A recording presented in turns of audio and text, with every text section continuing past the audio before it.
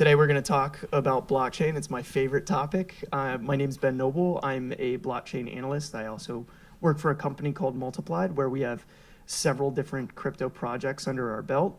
Very, very familiar with the space and really enjoy seeing what enterprises are currently doing with the blockchain. And before I get into kind of the specifics of what is blockchain and what are the potential use cases, I'm going to have my colleagues introduce themselves. I'm Simon Peel. I am the Chief Strategy Officer for a company called Jitterbit. And what we do is take blockchain information and infuse it into existing systems. So Salesforce.com would be one.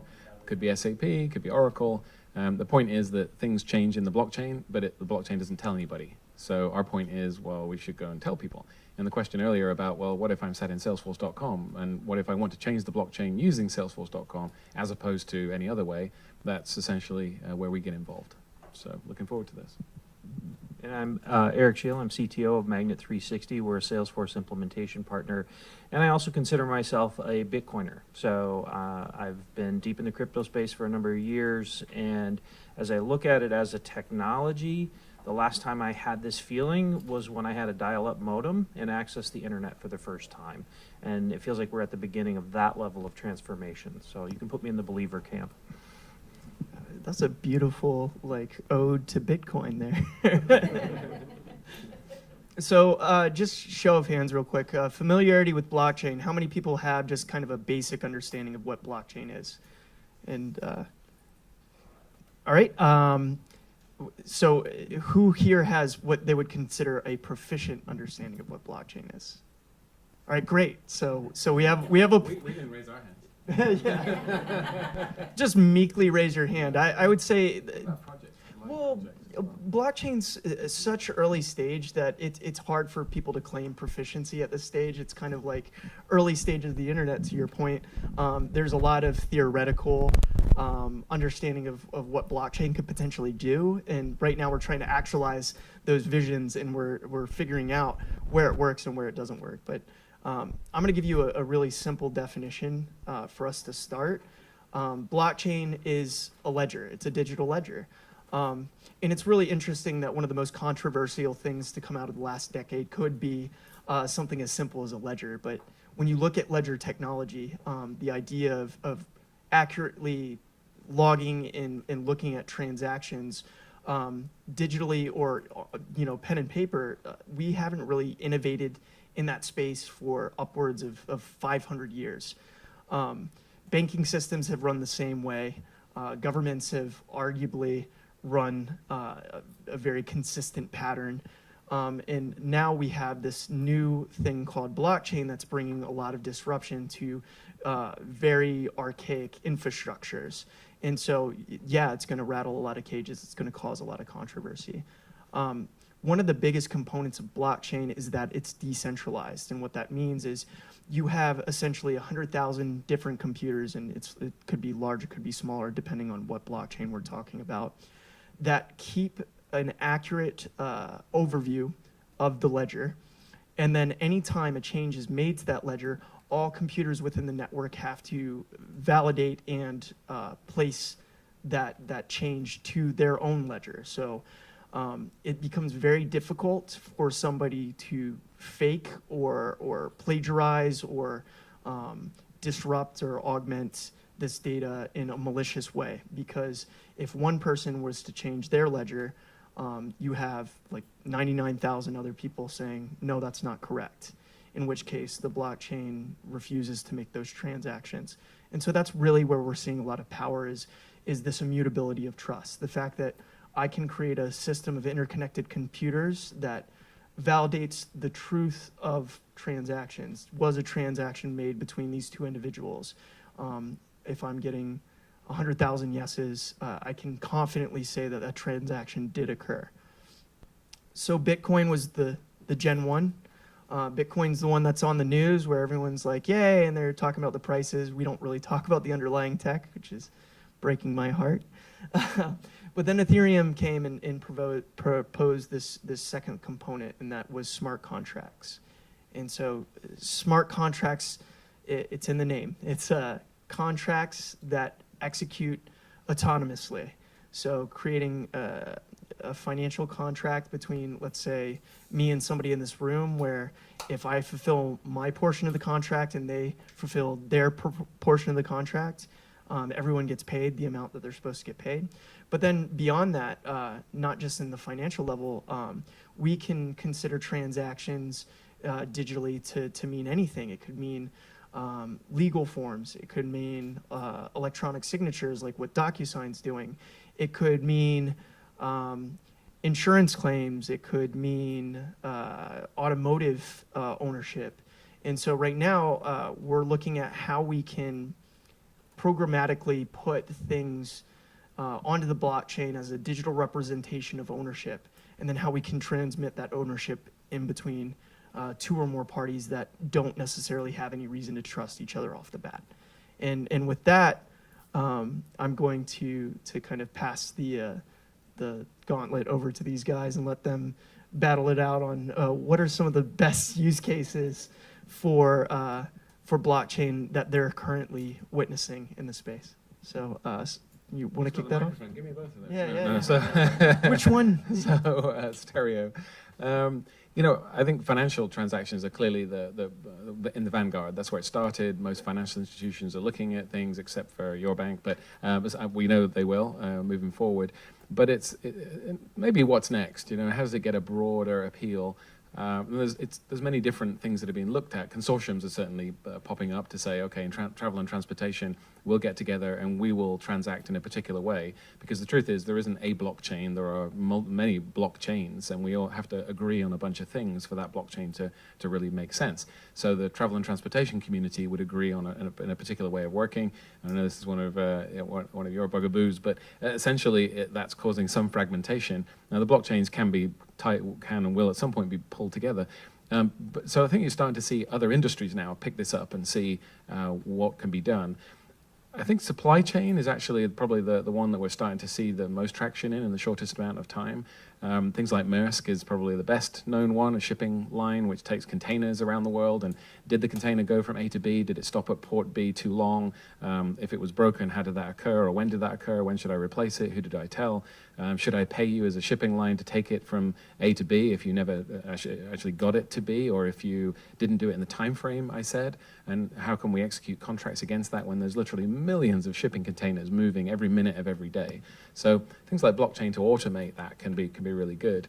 The other thing is, it's not where it's Maersk, it's typically one company, at least the core company. But when you're dealing with many different providers who don't know each other, or maybe never will know each other, then having some record of what's happened is a really good thing. So we gave a discussion today, a presentation about buying fish from Alaska and having it come through multiple shipping companies to a restaurant, to Qua in San Francisco, which charge $1,000 per person for their meals. Which, if you get fish which has gone above freezing and is now spoiled and causes food poisoning, is going to have a significant impact, not just on the poor person, but on the, they'll be poor after they spend $1,000 on the plate, but not only on the poor person with food poisoning, but on the restaurant, right? They get closed down, and so on. So can you stop the second vendor's truck from breaking down and the refrigeration unit from breaking? No. And when you report that into the blockchain, is the blockchain going to shout at somebody? No. Is it going to fix it and say no? But at least we'll have some records so that when the restaurant wants to take action, they can. And they could say, well, I know exactly where that truck was, and actually we know who was driving that truck, so that's good. But then comes the link into existing systems. So again, the blockchain knows that, and the blockchain can create a smart contract to say, I don't pay vendor 2 because they screwed this fish up, right? I can't use it now. Well, that's nice. Nobody gets paid, but the poor restaurant still sat there with no fish to serve, and customers expecting to come in and spend a fortune. So shouldn't somebody have been told? Shouldn't there have been a Slack message go to the driver to say, dude, please remember to switch on the auxiliary power so that we don't, cause the freezer unit to overheat, as one example. In fact, shouldn't there be sensors in that thing that switch the auxiliary power on automatically, as an example? So it's the connectivity of the blockchain into all the different infrastructure that is, I think, one of the most exciting parts. But supply chain is my answer. Sure. So I think there are only 3 use cases right now that we're seeing for blockchain that have achieved any scale. The first is money, and I think we're seeing that be very resilient. I mean, you can look at the price and think bubble, but there's a lot of resiliency if you look at that over time. Right. I think the other way, the second thing that we're really seeing in terms of scale is tokenization. So the IPO market and being able to create tokenization. Now, is there a lot of activity in that space that may not be as transparent as it could be? Is there a lot of scamming going on? There's always that with new technology, but we're really seeing that. We got quite a phone One ringing second. back there. Sorry. We're getting nice our singing. Yeah, that one threw me. I was going to go through it until we got really overwhelmed there. So tokenization, I think, is big, and if you look at what companies are placing bets on tokenization, I think it's here to stay. I think the IPO market needs cleanup and so forth, but it's a very valuable smart contract. The third one that I think we've seen at scale now. More about tokenization. I didn't understand what you were saying. Sure. So if you think of Bitcoin as just having a ledger entry that tracks money, tokenization is allowing you to abstract on top of a ledger entry that says you have something else. And so it's similar to how you might think about buying stock, except the difference is instead of it being that you have sort of a commitment from your broker that, yeah, you own that, but you don't actually own it, you can take it as bearer asset digitally and control it. So when they're issuing IPO stocks and ICO offerings, you're actually getting those coins and holding those similar to how you would hold stocks. It's like, how do you know you own a car? You have a form somewhere that is validated that says, I own this car, I have a pink slip. And then you have an organization like the DMV that keeps track of that. And whereas we're really blessed to be in a country where we have access to that information very quickly and easily, that might not be the case everywhere else in the world. So creating a system of tokenizing our assets and our ownership of physical goods and creating a digital imprint of those goods really could stand to benefit a lot of people in terms of contested areas where we're not sure about things like land ownership or... And tokenization is starting with securities because securities are already virtual or digital. Like, you own stock in a company, it's not a physical thing unless you're getting that piece of paper, which is frankly pointing back to a ledger entry anyway, right?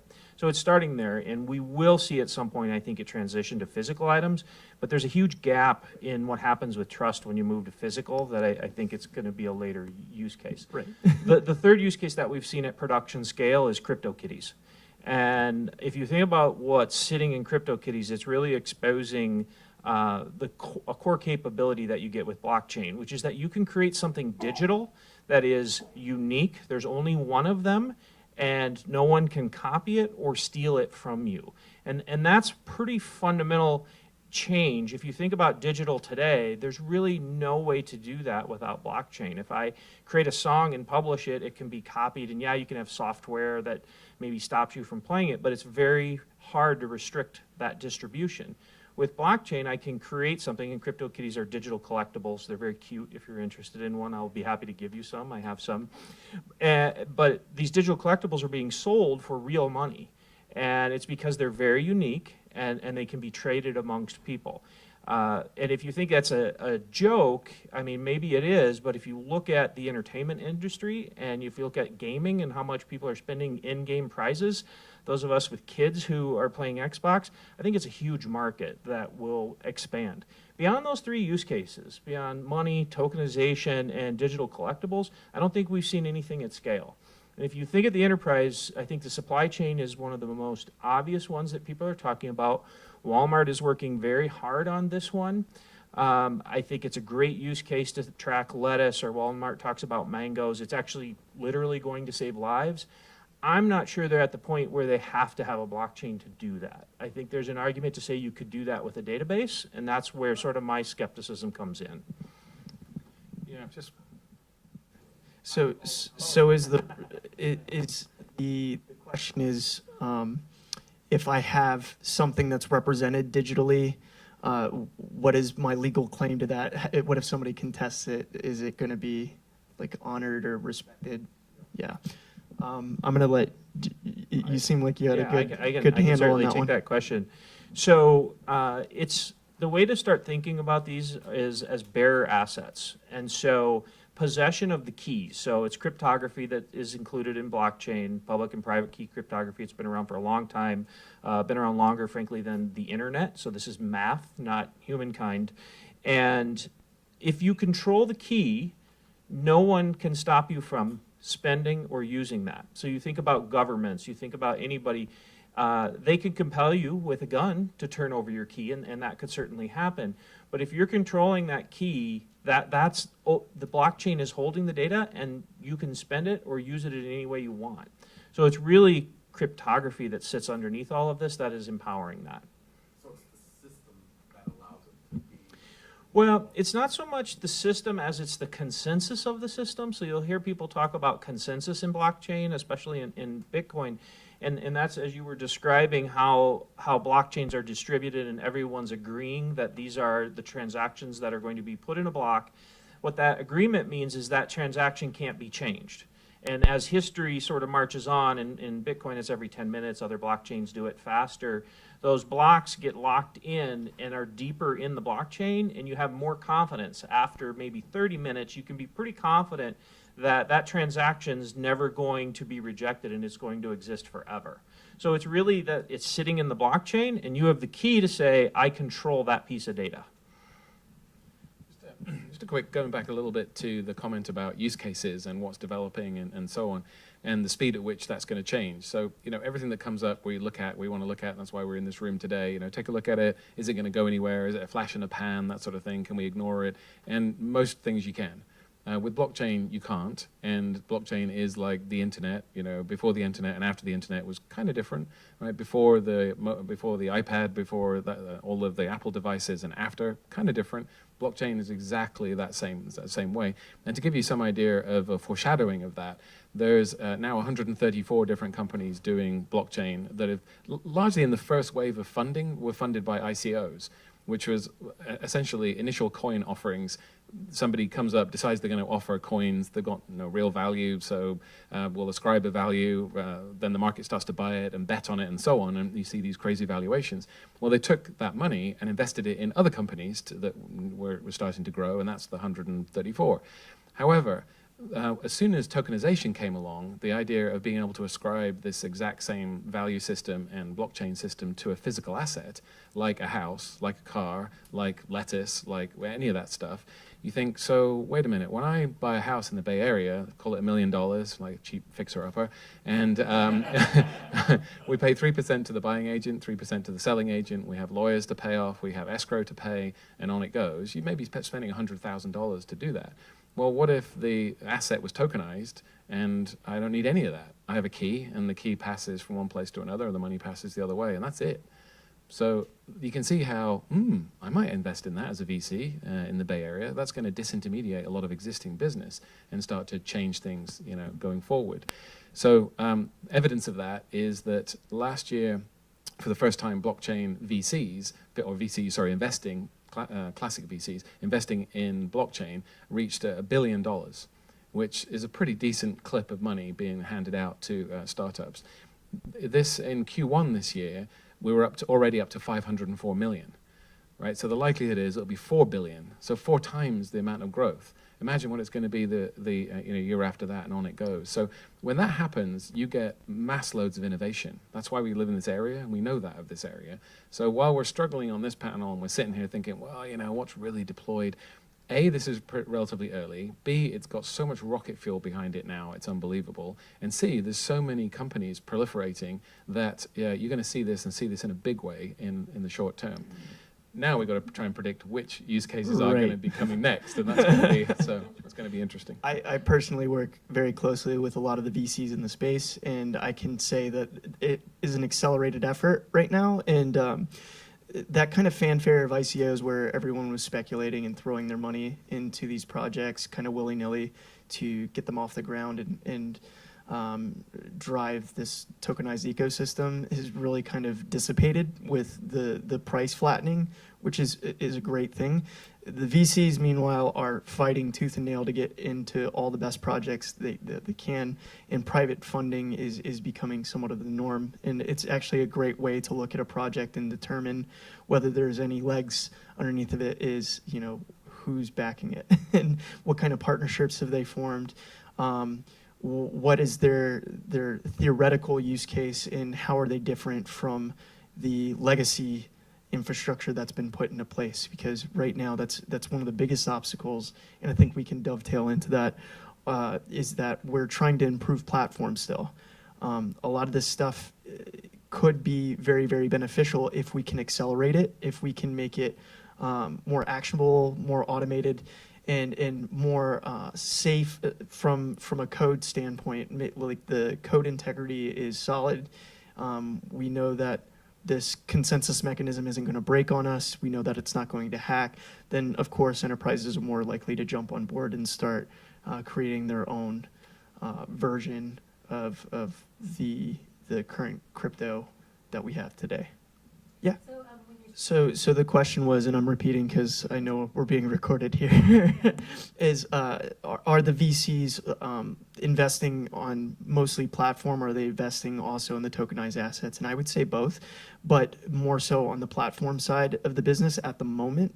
And that's other people might correct me and say no, not at all, but my personal observation has been that most of them are very interested in refining the consensus mechanisms, the things that prove ownership, because they're looking at that and saying whoever really perfects that is, the next Google, Amazon, Facebook, whatever, because they're stepping in and they're owning what essentially is going to foster things like decentralized applications or dApps. So they license those platforms to others who are doing these use cases? Not necessarily. They're just early adopters, and through the idea that they can retain some of those tokens early on at a cheaper price, that they can control more of the platform and theoretically have more value in the long term. But a lot of people are also doing 3 months and out. They're just looking to ride the speculative train. So it depends on who you ask. And I think when you look at the VC investments, they expect 9 out of 10 to go to zero in terms of their investment. And so you go back and think about the internet and the boom we had there. Somebody bet on pets.com and that didn't really work out, and somebody bet on Amazon. And as you look at those two sites at the same time, how would you know which one was going to win? Like, starting with the book category versus pet food. Pet food sounded like a good category to me, right? But it didn't happen. So I think there's a lot of that happening in blockchain, where they're placing 10 bets, expecting only one to make it. Yeah. And I know it's very hypothetical right now, but especially if you're saying it's going to impact people like the internet did. Yeah. I'm curious, so digital kitties and ICOs, and that's for kind of more sophisticated users, I think, at this point. My friend's 13-year-old friend asked me if I would actually have him trade crypto kitties with her. Okay. So it's a mobile app. Gen Z aside, or whatever they're called. I'm just wondering, and again, I guess this is kind of speculative, but what would you see as the average person's first exposure, real exposure? Like the internet, so the web brought it, I can definitely answer this. Real, right? So the number one use case right now for blockchain is speculative trading. I know, I roll. We got to look at the common person and what they're looking at blockchain for, and it's to make money. And so that whole, we're going to 20,000, yay, excitement kind of trumps sometimes the underlying technology and the innovations. Because realistically, when people made a lot of money on Amazon, how much of that was we're really excited about the technology, and how much is it's going up, so I'm going to buy more of it. Well, and it is happening at scale, though. I mean, if you look at Coinbase, which I think is the experience that many people have had, Coinbase has significantly more customer accounts than Charles Schwab. And so if you look at it from just a market adoption perspective, even though we're all saying it's really early, the use case of money is going to be the use case that people experience first. Can you Sorry, if we want to connect to that one, or go ahead. Go ahead, and then we'll go to you, Warner. Okay. Thank you. So can you transact in dollars? Yes is the answer. And actually, I think this is a path forward for banks to think about. So if you look at, I brought my props with me, so if you look at what happens with money in Bitcoin today, so I actually get my paycheck paid in Bitcoin. I have it deposited to a device like this, and this is a hardware wallet. And from that hardware wallet, I can transfer it to a debit card that I have that is linked to a crypto account. So I'm effectively selling some Bitcoin when I need to spend money, but I'm really using this as like a digital savings account. So I don't have to have a savings account at the bank. I actually am using it that way. And you're like, wow, that's pretty risky. I don't know that I'd hold it. The value's going up and down. Gemini, which is one of the largest exchanges that was started by the Winklevoss brothers, has just launched what they call a stable coin. And so it's USDG, it's USD Gemini, and I can put that USDG on this device as well. So I can take it and I can store it in a bank, or I could store it on a hardware wallet, and I can send that USDG anywhere in the world. So it's very analogous to how dollars worked pre-Civil War, where each individual bank could create those dollars, and it was backed by the bank in US dollars that were theoretically deposited there in a fractional reserve. We know it's not exactly like that, but transacting them. So yes, today you can create USDG and send it anywhere in the world, and it's pegged to the dollar, one for one, guaranteed, because there's a dollar sitting in Gemini, which is technically sitting in State Street Bank in New York. And it's FDIC insured, by the way. So you can have it on the blockchain and be transacting in it, and that's on the Ethereum blockchain. So money use case again. Or you can just print gold doubloons like this and carry them around with you. We all have our props. I love it.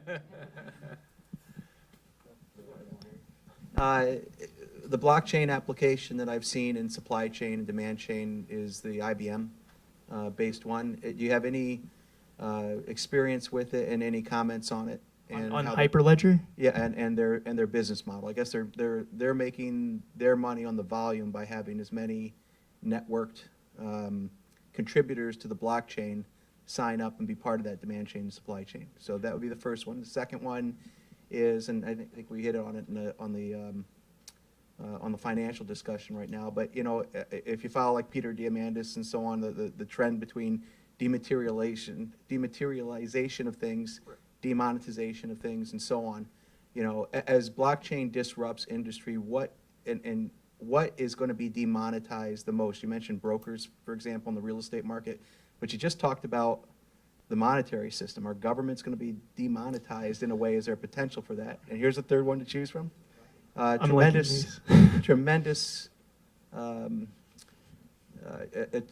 counterfeit business in China and other third world markets. It seems to me that if you have a ledger of record that could take a valued item, you know, say a high-priced cosmetic or something, that's being knocked off in the Chinese market where somebody has access to a blockchain ledger of how that thing's been produced. Is that going to help with that counterfeit measure? Have at it. All right, I want to start with the Hyperledger one, or IBM one rather. IBM's interesting because they're really hedging their bets. They've got a lot of balls up in the air right now. They're looking at XLM, which is the public blockchain. They have Hyperledger. They have invested in several different blockchains. I couldn't even name all the different ones that they've looked at. And realistically, they just understand that the technology is going to be revolutionary and it's going to cause a lot of changes. They have invested different people within their team to explore this and kind of build it out. But I would say right now it's kind of hard to put your finger on exactly what their go-to-market is going to be. I spoke with their team several times just to kind of get a feel of what they're anticipating. And they kind of echoed back to me that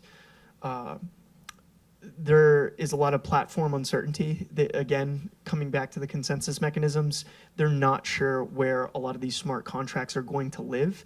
So they're trying to create language and cross-chain transactions that are feasible no matter what the platform ends up being. If it's EOS, if it's Ethereum, if it's Quantum, they want to be able to have the technology to kind of navigate between those blockchains. Wherever the public decides they're going to put their dollars, you know, you're going to see IBM there. And I think it's a really smart way to do that.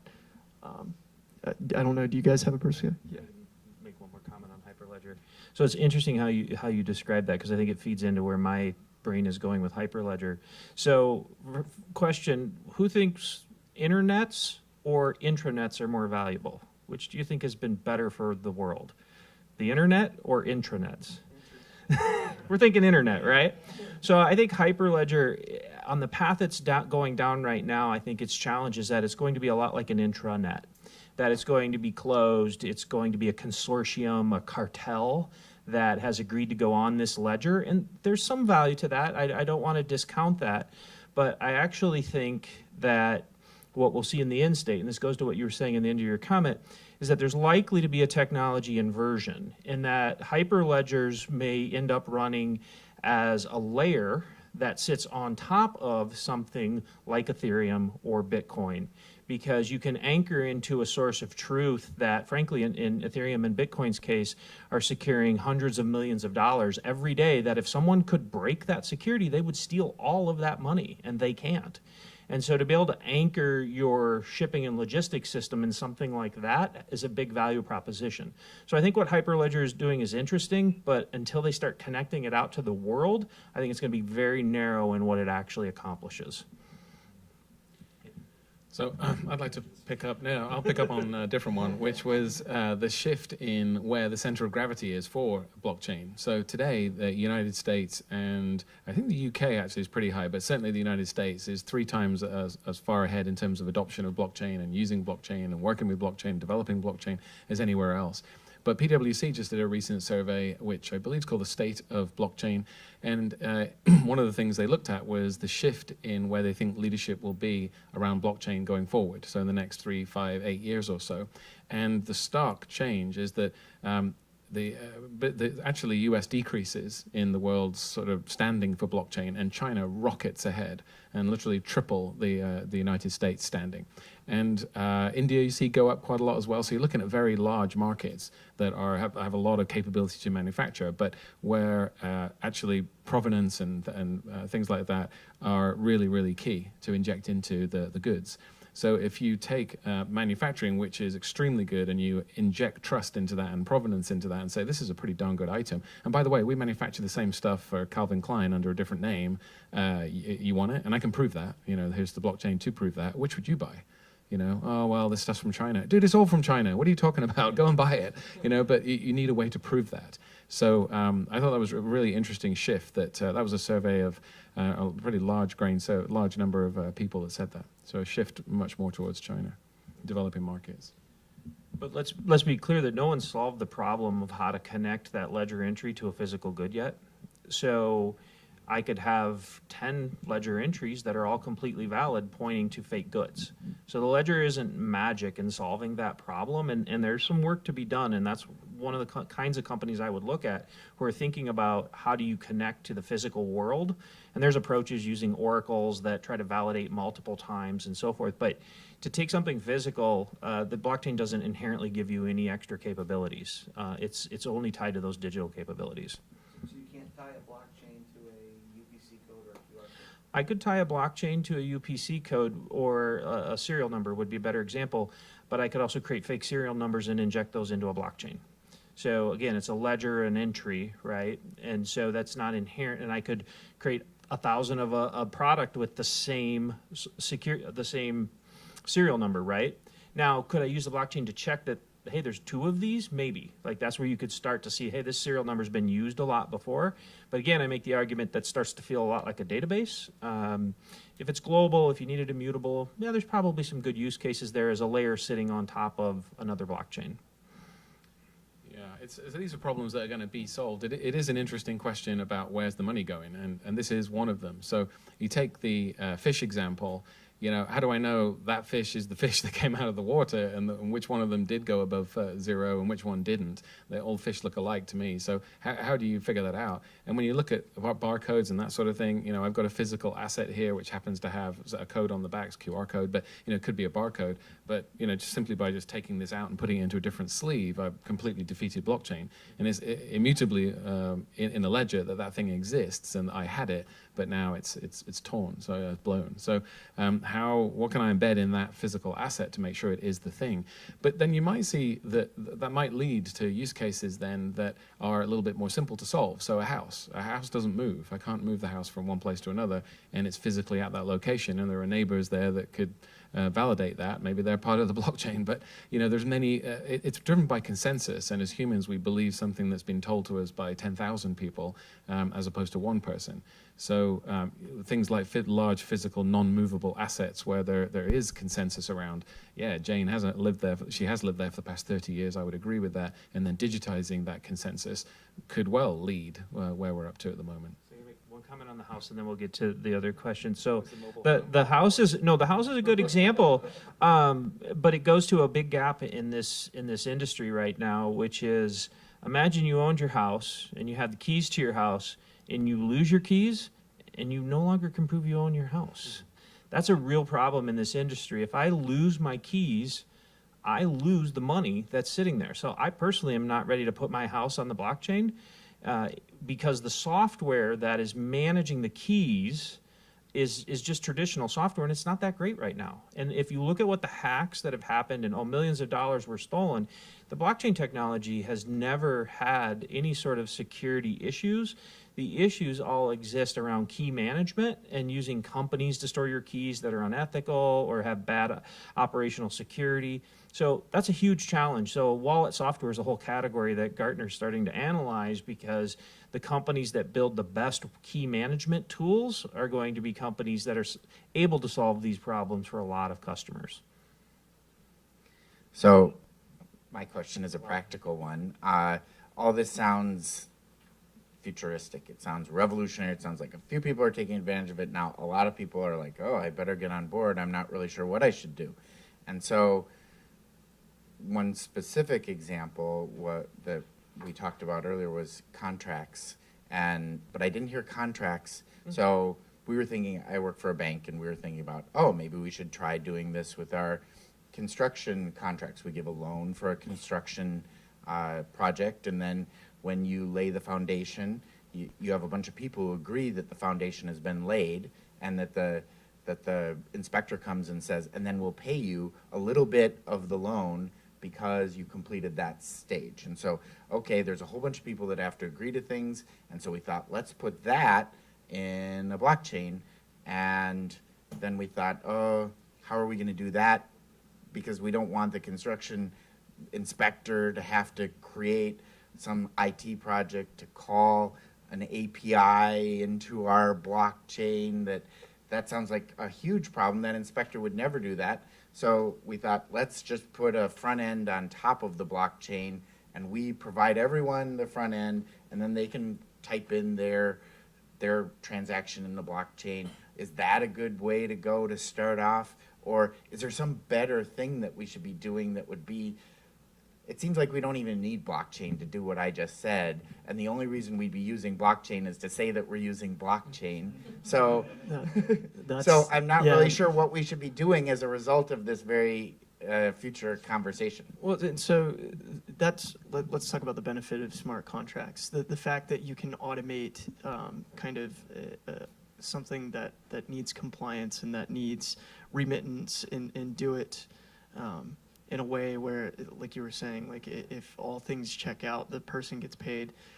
Interesting use case. The problem is, again, the move from physical to digital. So I think the use case for things like microloans or things that can be tracked digitally, where it's like if person A loans out this amount of money against this amount of digital collateral, and fulfills the contract to this extent, they'll get paid X amount, is doable in the blockchain. But when you start talking about things that require inspection and a physical person inputting the data, that's where you run into issues. Because the whole idea of blockchain is to subvert centralized trust. But in areas where you need kind of a physical inspection or a person who's an authority figure to step in and say, check, this is good, it's not really a good application for the blockchain because we haven't found a way to subvert that yet. The only way that this ends up becoming more of a conversation is when you have things like AI or automated systems that aren't human, that can't lie. They might be broken, but they can't lie. They're not going to just falsify data. Or and then that in the context of several IoT devices or machines or smart features within machines that can collectively talk to each other and then form a consensus on whether something is good or bad. That's really where we see the progression moving outside of just a general, yes, it's true, like a true or false question, essentially. So, but to the point of trying to make some of these financial problems standardized and automated, there are people right now trying to build kind of plug and play contracts that will be available to banks so that they can do things like create like a microloan setup where customers can participate, and it's pretty hands-off and doesn't require a whole lot of IT oversight because it's applicable to all banks in this certain instance. But we got to look at case-by-case basis, like how we're using blockchain and whether the pros outweigh the cons. And I figured you had a comment on it. So there's a tool I can point you to. There's a great website. I think it's called Blockchain or Bullshit. And what you could do is you could take your requirements. So somebody who's sort of written up a Word document that says we need a blockchain and it's going to do this, and you can cut and paste that into this website and hit submit, and it will do a find and replace of the word blockchain with database, and then reread what they're proposing to do with the blockchain. And if you can still do everything with the database, I'd make an argument that you really need a database and somebody's promoting the hype. It's that decentralization. It's the you talk about like the idea of distributed trust and that we don't have to trust. I actually take it as far as to say, assume everyone's trying to steal from you, trying to inject bad data in. That's the kind of environment where a blockchain is going to add value, not where we could just have trust anyway and create a database and a consortium of 5 companies to sort of move forward on a idea like tracking like you're describing.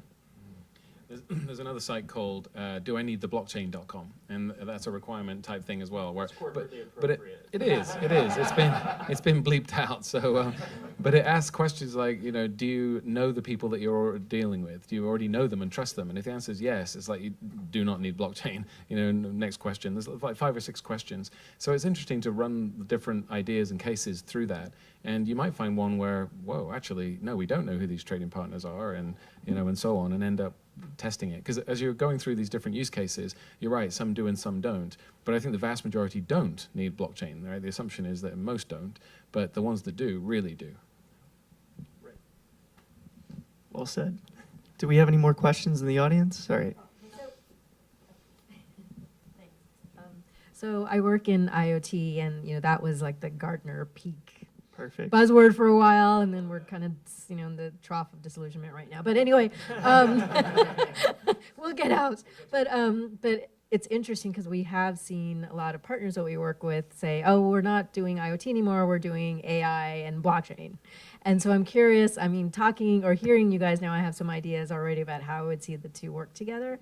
IoT and blockchain, but I'd be curious to hear your opinions I on was those. writing a lot about artificial intelligence and IoT and cloud and software as a service, and I can say they're just incredibly integrated with each other in terms of use cases.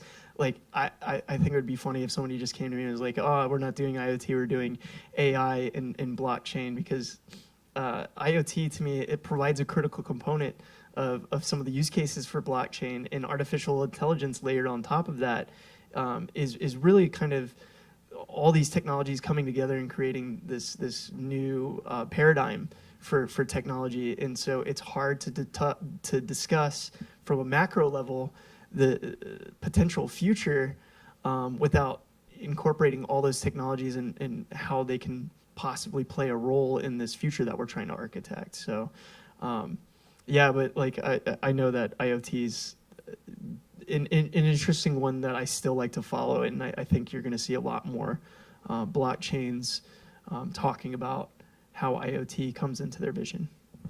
Yeah, so you started out by mentioning the hype cycle, and the point of the hype cycle is that people don't know about something, so it starts to go crazy and lots of things are said, and then we try and figure out what's real and what's not. And then once we know a little bit more about it, we stop doing this about it and we start actually doing something, and then that's not as interesting to talk about anymore, so we're off. But then we get out of that trough of disillusionment and off into Main Street, and we start to actually do things with it. So it's not that IoT is any less interesting. It's that it's maturing in a really good way. And the question is probably a little bit less around where we go. Is one more important than the other? But how are they going to interact, to your point? So, and are they going to mature at a rate which allows them to interact? So IoT is way more mature than blockchain, as an example. And so you don't really want super immature technologies working with much, much more mature technologies for a lot of reasons. Not most of them not technologies, most of them because, you know, people that trust certain technologies and would have spent money on IoT will then not touch it because you said, you've done what? It's with blockchain, or I can only buy it with block. I'm not ready for that, you know, putting those two things together. But one of the examples we worked on just recently was in the fish example, where a sensor, an IoT sensor, is put into the fish, and the fish actually sends information, or the sensor, sorry, sends information to the blockchain saying what its longitude and latitude is, what the time is, and what its temperature is. And so as it goes through the supply chain, we can see when it goes above freezing and spoils the fish. But the question was, well, what if the sensor breaks? Now the whole thing's gone. Or what if the sensor's defective? What if the sensor reports an extra 2 degrees or 3 degrees? Now the whole smart contract unravels. You know, the company buying this thing rejects all of the shipments, but it's just a stupid sensor that's gone wrong, and sensors go wrong sometimes. So the point would be come back to consensus, though. You wouldn't just have one sensor. You'd have sensors in the truck. You'd have sensors in the box. You'd have sensors in the refrigeration unit. You'd have sensors in the truck, and they're all talking to each other, trying to build consensus and realize that, you know what the problem is here? It's that sensor. Everything else is fine. So as you mentioned on the space shuttle and so on, it comes down to more and more and more IoT sensors, actually. And what I recently read was that the Airbus engines, a single engine, has 50,000 IoT sensors in it now. So 2 years ago, 3 years ago, almost nothing. So it creates as much data as Facebook does in a day when it does a 10 to 12-hour journey. Just that one engine, and there's 4 of those engines on every plane, you know, around the world. So IoT is awesome. The quantity of data is big, but I do think it will be put together with blockchain. But today we just haven't got there. The Internet of Farm Animals is on its way. So. Yeah. So a couple of use cases that I think about with IoT and blockchain and IoT and AI, and it's definitely years out and it's speculative. IBM did a project where they took a washing machine and put IoT sensors on it, and when the washing machine was out of soap, it could actually post out that it was out of soap to a blockchain. Companies could post bids into a smart contract to say, I will replenish your soap, and then the smart contract could decide on which was the best price based on maybe quality ratings and other data that the company submitted to the smart contract, and then the washing machine would place the order and the soap would be shipped. So you effectively have a IoT device negotiating with companies through the blockchain, and that's a place where there would be a lack of trust because you have different participants and so forth in it, and there's a monetary component because you actually make the payment on the blockchain as well. When you think about AI, I think the simple statement that I've heard with AI that it sometimes feels a little bit scary is the intersection between artificial intelligence and decision making and giving the AI money to spend. And so when we think about what AIs could do with money to spend, you might get a little creeped out, but then the example I start to think about is how often do I sit at Netflix and going through all the different things, and then I hop over to HBO Go, and then I'm like, oh my God, if I could just have a recommendation engine and I'd give it $20 a week or a month or whatever, and it goes out and buys the latest movie that I'm gonna love, or it tells me that it's on Netflix and I already have a subscription. Like that idea of AI spending a little bit of money for me so I don't have to go around and shop anymore, that's a fantastic idea that I hope somebody builds. All right. Question in the front. I have a question. While we spoke of blockchain, creating blocks on the Hyperledger and all that, there's also a concept of fork, which basically you can actually do the rollback kind of a situation, right? So at least that is how I relate to. Do you see that as a deterrent in future? Do you really see that? Yeah, that's a fun one to get into. So forks, and I think probably the most obvious example for everybody is we have Bitcoin and now we have Bitcoin Cash. And that was reflecting of the developer community deciding that they wanted to take a different process towards rewarding miners or participants within the network with bigger block sizes versus transaction cost, and that could be a gross under explanation, or is that accurate enough? So the question is like, what prevents these forks from getting out of control? And so a lot of people are moving to proof of stake models, which actually are set up in such a way to somewhat punish people from forking from their existing platform to try and splinter off. I can't really think of. You want to get into the technicals of it, because I'm. Well, I'm not supposed to say technicals, more of an opinion.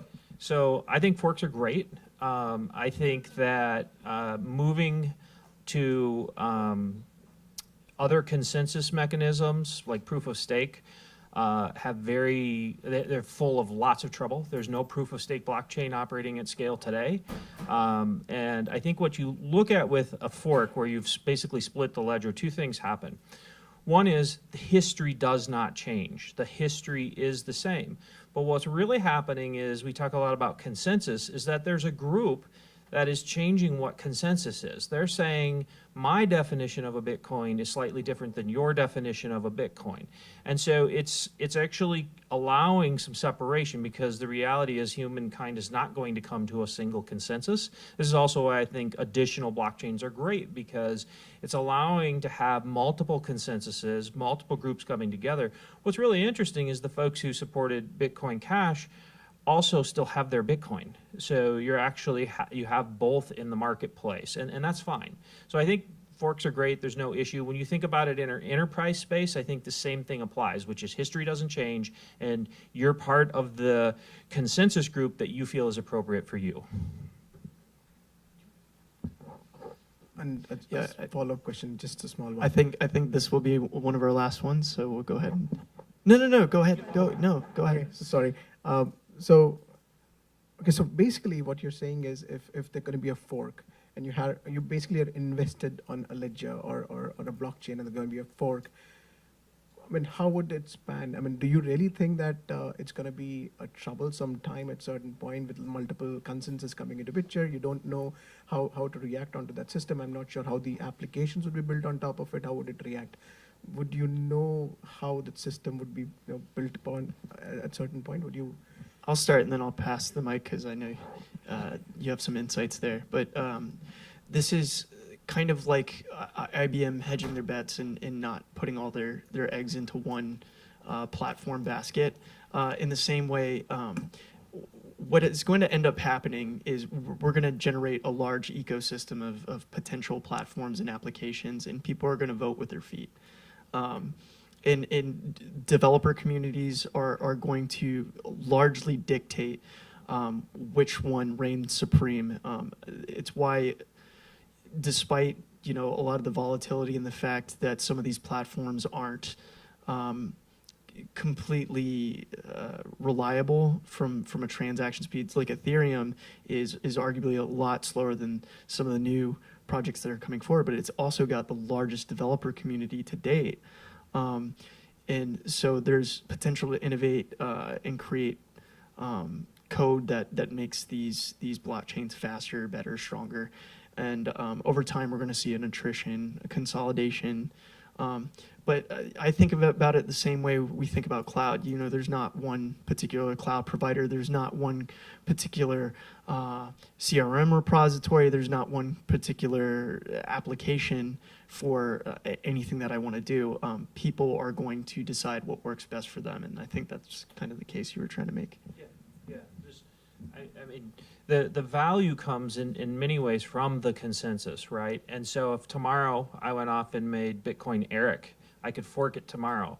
I'm thinking it's not going to be worth that much, right? People aren't going to go, wow, that's amazing, right? So if someone has a better idea and they fork it and there's a consensus for that better idea, that's very healthy. And in many ways, it starts to look like evolution, which we know has created higher intelligence. And so I think it's the same thing with blockchain. It's part of what will make the system healthier, is that you can have forks, you can have diverging consensus without changing the history of the transactions. And systems don't break. Bitcoin, nothing broke about Bitcoin when there was a fork. Ethereum had a fork with Ethereum Classic. You could actually argue that Ethereum is a fork. And when Gemini, who is approved with the Federal Reserve and the state of New York to create USD on the blockchain, they chose a specific fork of Ethereum. They said, this one seems to be the one that has the broadest consensus, so we're going to deploy dollars on this blockchain. And that's fine. That's good. I know Yeah. you're almost out of No, time. we can take one more. Compute resources, if everything goes blockchain. Sorry, say that. Compute resources. It uses a lot of energy. Oh yes. Well, and again, like we're still in a development phase, and I think this is a problem that everybody's really aware of.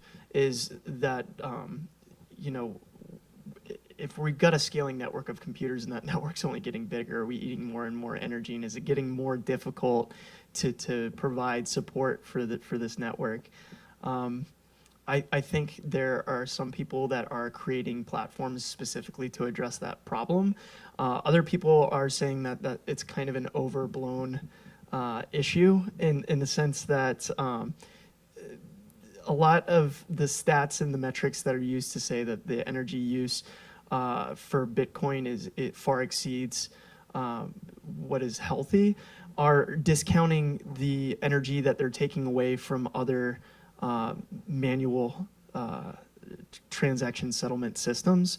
So it's almost impossible to look at all like the banking institutions and the transactions that are occurring globally and say this is the amount of energy that is required within their own computers and their own networks to create settlement. And that at scale could be way more than what Bitcoin is generating right now. It's just easy because Bitcoin is a computer system to calculate, oh, it's using this amount of grid energy. The thing is, like, if we're subverting all these institutions, we're probably decreasing the amount of energy burned at a macro scale. Well, I was going to say energy companies are actually getting in on the fray as well and monitoring the amount of usage and trying to add smart meters that talk directly into the blockchain. So you would be able to see actually the amount of energy being consumed in different areas and see the shifts in energy directly.